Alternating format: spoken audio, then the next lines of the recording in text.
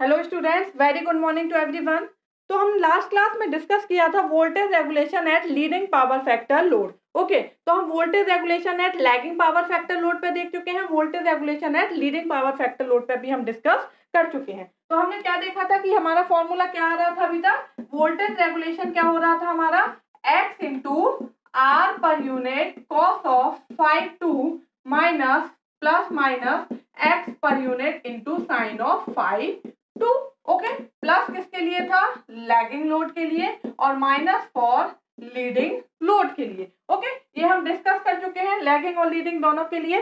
आज हम डिस्कस करने वाले हैं voltage regulation eight unity power factor load. और अगर परसेंटेज वोल्टेज रेगुलेशन लगाना है तो इसी में हम क्या करेंगे, इंटू 100 कर देते हैं। ओके, तो आज हम डिस्कस करते हैं फॉर यूनिटी पावर फैक्टर या फिर for resistive load. Okay, for resistive load, और इसी को बोलते हैं यूनिटी पावर फैक्टर लोड, क्योंकि जब हमारा रजिस्टिव लोड होता है तो उस टाइम का पावर फैक्टर जो होता है cos ऑफ 5 टू वो क्या होता है हमारा 1 होती है उसकी वैल्यू। ये आप हमेशा याद रखिए, अगर कहीं क्वेश्चन में आ जाता है कि आपको रजिस्टिव लोड दिया हुआ है, ठीक है, तो आप जो cos 5 टू की वैल्यू है वो क्या रखेंगे, हमारी 1 रखेंगे। ओके, तो हम देखते हैं, हमने अप्रोक्सीमेट वो इक्विवेलेंट सर्किट ड्रॉ किया हुआ था। तो हमने आपको बताया था कि जब हम अप्रोक्सीमेशन मान लेते हैं, जो हमारी संट ब्रांच है उसको हम क्या कर देते हैं, निग्लेक्ट कर देते हैं। तो जो हमारा अप्रोक्सीमेट इक्विवेलेंट सर्किट बनता है वो कैसा बनता है, कुछ इस तरीके से बनता है, R naught two X naught two, यहाँ पे है V2 and this is V1 dash. Okay, तो V1 डैश यहाँ पे क्या है, वोल्टेज एट नो लोड। अगर हम यहाँ पे कोई भी लोड कनेक्ट नहीं करते हैं, ठीक है, ये हमारा लोड कनेक्ट नहीं है, तो जो I2 करंट है वो भी क्या होगा, 0। तो उस टाइम पे जो ये वोल्टेज है वो क्या कहलाएगा, वोल्टेज एट नो लोड। और V2 क्या है हमारा, वोल्टेज एट लोड।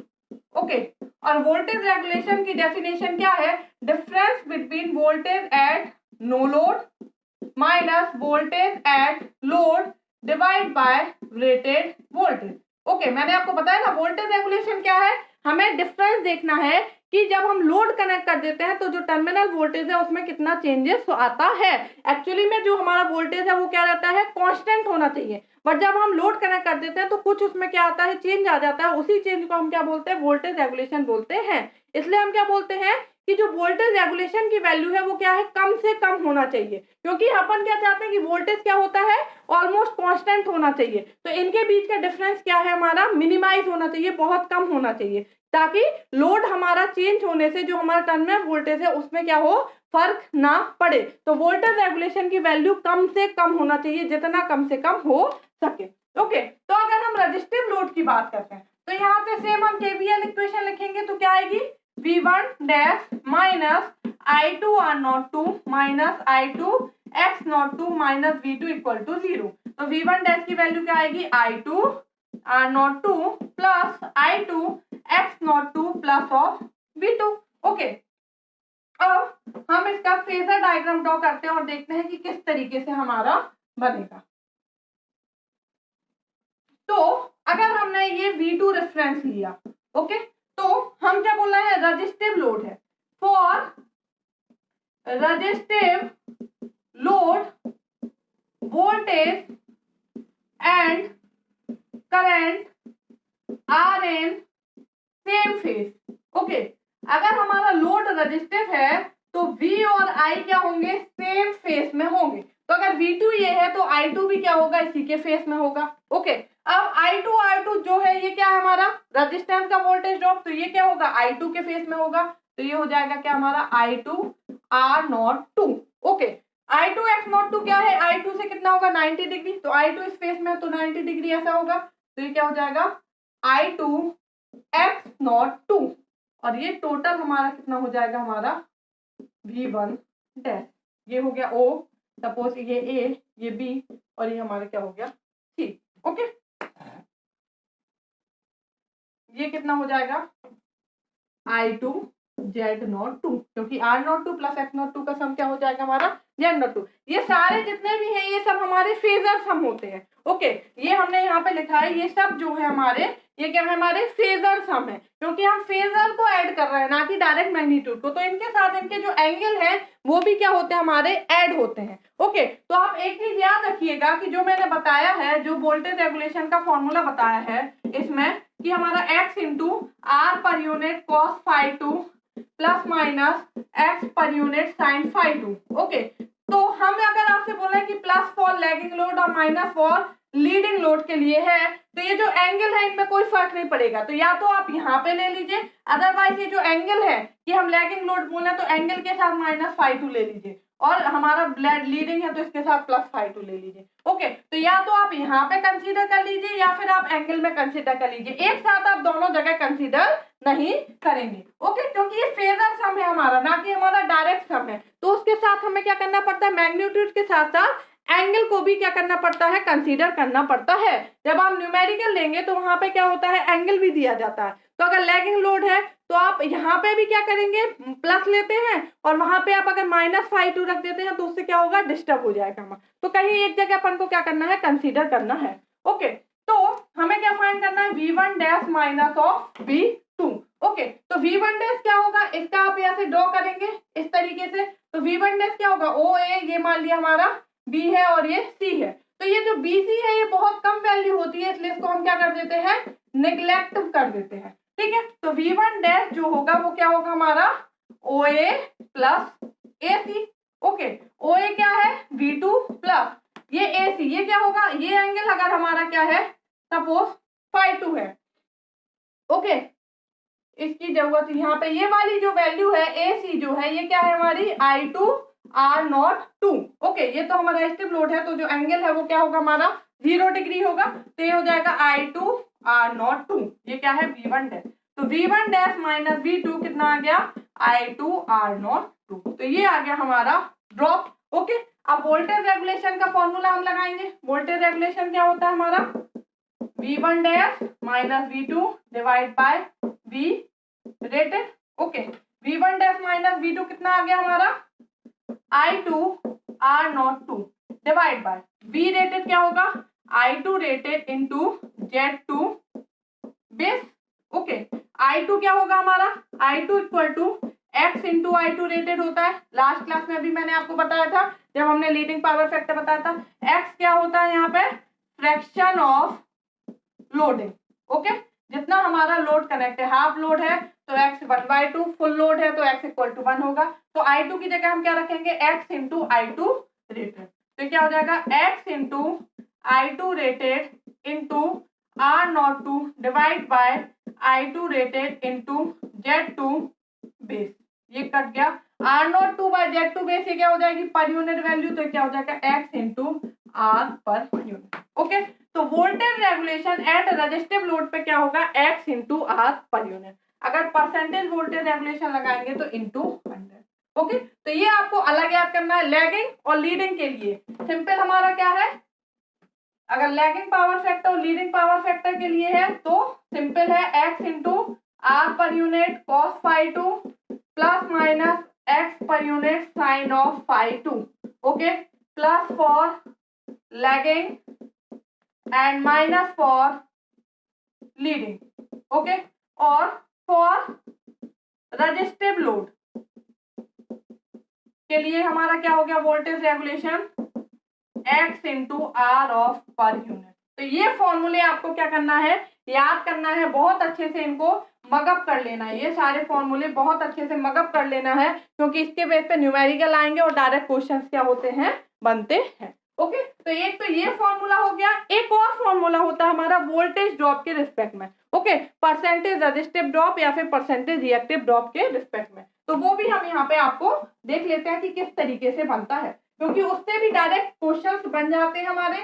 सीधा आपको क्या होगा, रेजिस्टेंस ड्रॉप दे दिया जाएगा, रिएक्टिव ड्रॉप दे दिया जाएगा और आपसे वोल्टेज रेगुलेशन पूछ लिया जाएगा, तो आप सोचोगे कि इसमें तो रेजिस्टिव ड्रॉप दिया है, रिएक्टिव ड्रॉप दिया है, रेजिस्टेंस ड्रॉप दिया है, तो इसे वोल्टेज रेगुलेशन कैसे निकालेंगे, तो इसीलिए उस फॉर्मूले को भी हमें समझना जरूरी है कि वो फॉर्मूला कैसे आता है। ओके, तो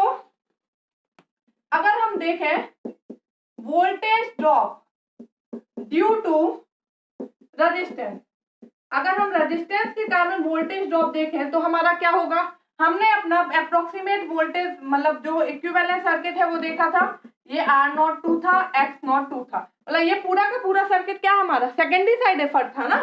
यहाँ पे R02 क्या है हमारा R2 प्लस R1 डैश और X02 क्या है यहाँ पे X2 प्लस X1 डैश, मतलब जितने भी प्राइमरी साइड थी उनको सेकेंडरी साइड डिफर कर लिया था और जो शंट ब्रांच पैरामीटर है उनको क्या कर दिया था, नेग्लेक्ट कर दिया था। तो अब जो हमारा ड्रॉप होगा, ड्रॉप क्या होता है आई स्क्वायर आर, ठीक है, आई इंटू आर जो होता है वही क्या होता है हमारा है आई स्क्वायर आर, क्या होता है लॉसेस हो गया, तो ये क्या है लॉसेस है, कॉपर लॉसेस है, ठीक है। बट ड्रॉप क्या है, ड्रॉप मतलब वोल्टेज ड्रॉप बोल रहे हैं ना, तो वोल्टेज ड्रॉप क्या होता है V equal to I into R, तो यहाँ पे हमारा voltage drop due to resistance जो है वो क्या हो जाएगा I2 इंटू R02।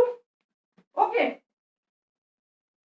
हमने क्या बोला था I2 क्या होता है X इंटू I2 रेटेड, यही होता ना, X क्या है यहाँ पे फ्रैक्शन ऑफ लोडिंग, तो हम क्या लिख सकते हैं इसको X into I2 rated into R02। Okay,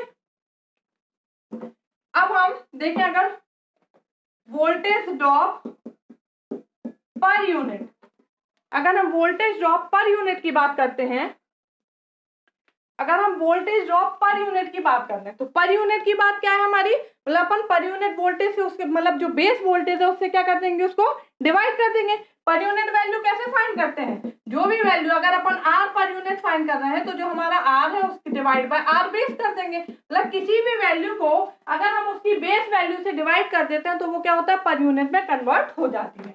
okay, तो वोल्टेज ड्रॉप पर यूनिट कितना हो जाएगा X into I2 rated divide into R02 divide by V2 rated. Okay, secondary side का ही वोल्टेज लेंगे हम, तो ये क्या हो जाएगा X into I2 rated R02 divide by I2 rated into Z2 base.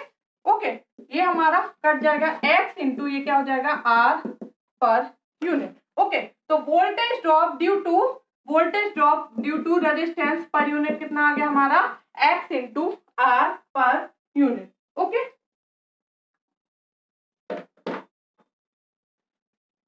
ये हो गया हमारा क्या X into R per unit, ये हो गया हमारा क्या वोल्टेज ड्रॉप। इसी को हम किससे लिख देते हैं F लाइन R से डिनोट करते हैं। F लाइन R क्या हमारा voltage drop due to R N per unit. Okay, अब हम फाइंड करते हैं voltage drop due to reactance, voltage drop due to reactance. तो voltage drop due to reactance क्या होगा I2 इंटू X02। ओके, फिर I2 की जगह क्या रखेंगे X into I2 rated into X02। अब वोल्टेज ड्रॉप पर यूनिट क्या होगा X I2 rated X02 divide by V2 rated. Okay, X into I2 rated X02 divide by I2 rated into Z2 base, ये क्या हो जाएगा X into X per unit. Okay, इसको हम denote करते हैं F लाइन X से। F line X ये वोल्टेज ड्रॉप पर यूनिट कितना है, F लाइन X क्या है हमारा voltage drop due to reactance in per unit, कितना आया X into X per unit. Okay, तो हमने जो फॉर्मूला निकाला था, हमने वोल्टेज रेगुलेशन का जो फॉर्मूला फाइंड किया था वो क्या फाइंड किया था, वोल्टेज रेगुलेशन का जो फॉर्मूला फाइंड किया था वो क्या था X into R per unit cos phi 2 plus minus X per unit sine of phi 2। Okay, X को अंदर अगर मल्टीप्लाई रहने देते हैं तो R per unit cos phi 2 plus minus X into X per unit sine of phi 2। Okay, तो X per unit sine phi2 की जगह हम क्या लिख सकते हैं, एप्सिलॉन आर लिख सकते कि नहीं लिख सकते। ये क्या है, voltage drop due to R in per unit, तो इसकी जगह हम क्या लिख सकते हैं, epsilon R into cos of phi2 plus epsilon X into sine of phi2। ये एक हमारा नया फॉर्मूला है जो कि किसके रिस्पेक्ट में है, रिएक्टिव ड्रॉप और रजिस्टिव ड्रॉप के रिस्पेक्ट में। ओके, ये है वोल्टेज रेगुलेशन।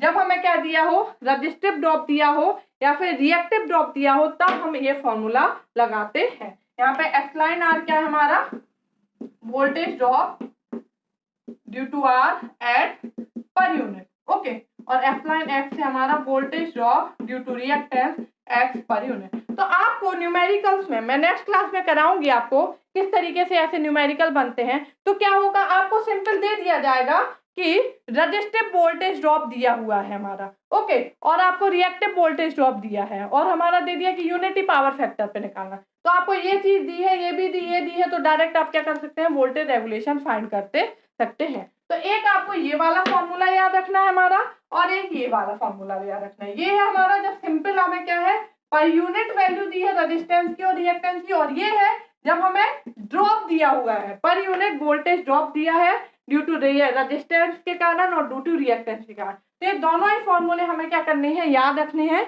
इनसे डायरेक्ट न्यूमेरिकल बन जाते हैं। नेक्स्ट क्लास में मैं आपको सॉल्व कराऊंगी, बताऊंगी कि किस तरीके से इसके न्यूमेरिकल बनते हैं। Okay, thank you.